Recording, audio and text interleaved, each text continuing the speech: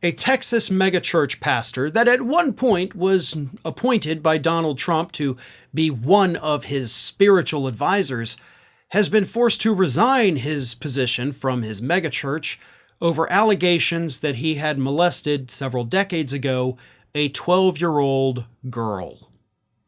The pastor's name is Robert Morris, and according to reports, the resignation comes days after Morris, who is currently 62 years old, seemingly admitted to molesting the girl in a statement to the Christian Post. In that statement, he conceded that he engaged in, quote, inappropriate sexual behavior with a, quote, young lady when he was already married with a child in his early 20s.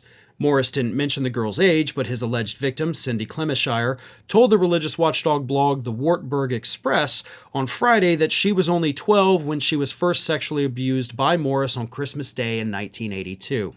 She claimed that he invited her into the room he was staying in at her family home during a visit and touched her inappropriately on her breasts and under her underwear. Morris ordered her to keep quiet about the molestation, quote, because it will ruin everything, Clemishire told the publication. Now, according to what Morris said, he said, quote, it was kissing and petting and not intercourse, but it was wrong. You think? It was wrong. I shouldn't have been kissing and petting a 12-year-old when I'm in my 20s married with a kid, leading a congregation that boasts of having 100,000 attendees every weekend. But you knew this story, right? I mean, this has been all over the news. I'm not telling you anything new right now. But what I want to reiterate about this, and I think others have already made this crystal clear, is the fact that yet once again, we have another child predator that's not a drag queen. Another child predator that is not a member of the LGBTQ community. Now, of course, right now we're in Pride Month.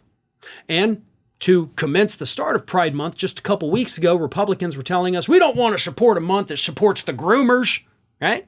And I sat right here and did a segment on that.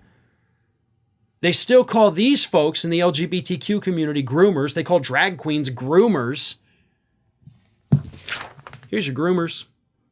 Here's your sexual predators. There's your perverts. It's always from the people trying to point their fingers at other people, saying they're the bad ones. They're the ones doing these things that I'm secretly doing or have done in my past.